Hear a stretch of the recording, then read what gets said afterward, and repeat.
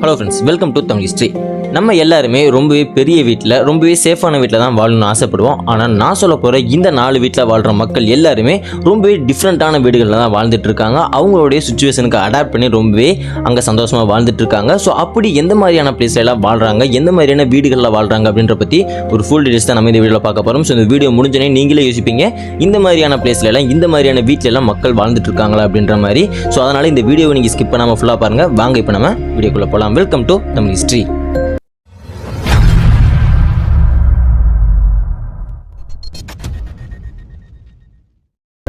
ஃபர்ஸ்ட்டாக பார்க்க போகிறது நைஜீரியாவில் இருக்கிற மக்காக்கோ. ஸோ இந்த ஒரு பிளேஸ் தான் பார்த்தீங்கன்னா மக்காக்கோ அப்படின்னு சொல்லுவாங்க.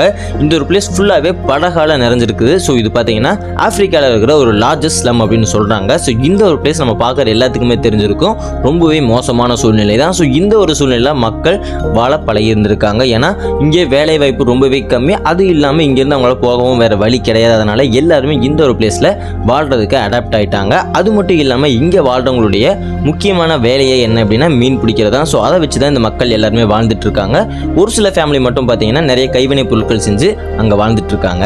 அடுத்து நம்ம பார்க்க போகிறது நேரஸ்ட் ஹவுஸ் இந்த வேர்ல்டு. ஸோ நம்ம எல்லாருக்குமே ஒரு பெரிய வீடு தான் கட்டணும் அப்படின்னு ஆசை இருக்கும். ஆனால் இந்த வீட்டை கட்டியிருக்கிற மனுஷனுக்கு பாருங்களேன் எப்படி ஒரு ஆசை இருந்திருக்கு அப்படின்னு. ஏன்னா அந்த வீடு வந்து குறுகலாக கட்டியிருந்திருக்காரு. ஸோ அதனால தான் இந்த ஒரு வீடு நேரஸ்ட் ஹவுஸ் இந்த வேர்ல்டு அப்படின்னு சொல்லப்படுது. இதனுடைய அகலம் வெறும் 5 அடி மட்டும்தான். ஆனால் இந்த வீடுகளுக்குள்ளேயே பார்த்தீங்கன்னா ஹால் இருக்குது, கிச்சன் இருக்குது, பாத்ரூம் இருக்குது, ஏன் டைனிங் ஹால் கூட இருக்குது. அங்கே டைனிங் டேபிள் முதற்கொண்டு அவங்க போட்டுருந்துருக்காங்க. இந்த ஒரு வீட்லேயும் பார்த்தீங்கன்னா மனிதர்கள் வாழ்ந்துட்டு தான் இருக்காங்க. ஸோ இதனாலேயே இந்த ஒரு வீட்டை பார்க்க நிறைய மக்கள் அங்கே வந்து போயிட்டு இருக்காங்க. அடுத்த நம்ம பார்க்க போகிறது கேடிகேசு கிராமம். இந்த ஒரு கிராமத்தில் வாழ்கிற ஒரு சில வீடு மட்டுமே பார்க்குறதுக்கு போட் ஷேப்பில் கட்டியிருந்திருப்பாங்க.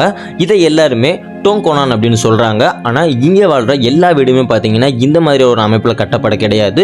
ஒரு குறிப்பிட்ட 20 குடும்பம் மட்டும் பார்த்தீங்கன்னா இந்த மாதிரி போட் ஷேப்பில் வீடு வந்து வடிவமைச்சிருந்திருக்காங்க. ஸோ ரொம்பவே சூப்பராக இருந்திருக்கு பார்க்குறதுக்கே. ஸோ இந்த ஒரு வீடுகள்லாம் பார்த்தீங்கன்னா மக்கள் வாழ்ந்துட்டு இருக்காங்க. அது மட்டும் இல்லாமல் இந்த வீடுகளுக்கு முன்னாடி பார்த்தீங்கன்னா நிறைய எருவு மாட்டோடைய கொம்புகள் வந்து வைக்கப்பட்டிருந்திருக்கும்.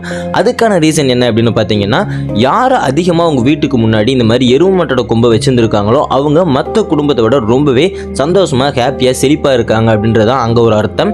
ஸோ அதனால தான் அங்கே எல்லாருமே வீடுகளுக்கு முன்னாடி அதிகமான எருமாட்டு கொம்புகளை வச்சுருந்துருக்காங்க.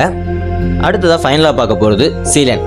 பார்க்கறதுக்கு பிரிட்ஜோட பில்லர் மாதிரி இருக்கிற இந்த ஒரு பிளேஸ் தான் பார்த்தீங்கன்னா சீலேண்ட். ஸோ இது ஒரு கண்ட்ரி, வேர்ல்டு ஸ்மாலஸ்ட் கண்ட்ரி அப்படின்னா அது இந்த சீலேண்ட் தான்.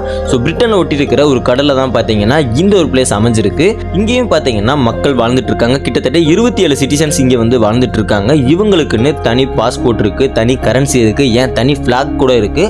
ஆனால் இது எல்லாமே அன்அஃபிஷியலாக இருக்குது. ஸோ இந்த ஒரு பிளேஸை பார்த்தீங்கன்னா 3 பேர் வந்து கண்டினியூஸாக ரன் பண்ணிட்டு இருக்காங்க. என்னைக்காவது ஒரு நாள் UK இவங்களை ஒரு கண்ட்ரியாக அறிவிக்கும் அப்படின்ற மாதிரி நம்பி அவங்க வந்து அதை ரன் பண்ணிட்டு இருக்காங்க. ஸோ நீங்கள் இப்போ பார்த்துட்டு இருக்கீங்க இந்த 2 பில்லர். இந்த பில்லருக்குள்ள தான் பார்த்தீங்கன்னா நிறைய ரூம்ஸ் வந்து இருக்குது. அதில் தான் இங்கே இருக்கிற மக்கள் எல்லாருமே வாழ்ந்துட்டு இருக்காங்க. அது மட்டும் இல்லாமல் வேர்ல்டு வார் அப்போ மிலிட்ரியோட பேஸாக இருந்திருக்குது இந்த ஒரு பகுதி தான். ஸோ இப்போ வரைக்குமே பார்த்தீங்கன்னா அங்கே மக்கள் வாழ்ந்துட்டு இருக்காங்க. என்னைக்காவது ஒரு நாள் நம்மளையும் வந்து ஒரு கண்ட்ரி அப்படின்னு UK அறிவிப்பாங்க அப்படின்னு சொல்லிட்டு.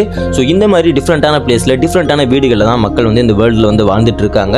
ஸோ இதை பற்றி நீங்கள் என்ன நினைக்கிறீங்க, உங்களோட கருத்து என்ன அப்படின்றத மறக்காம நம்ம கமெண்ட் பாக்ஸில் மென்ஷன் பண்ணிருங்க. நெக்ஸ்ட் இந்த இன்ட்ரெஸ்டிங்கான வீடியோட மீட் பண்ணுற ஃப்ரெண்ட்ஸ். தேங்க்ஸ் ஃபார் வாட்சிங்.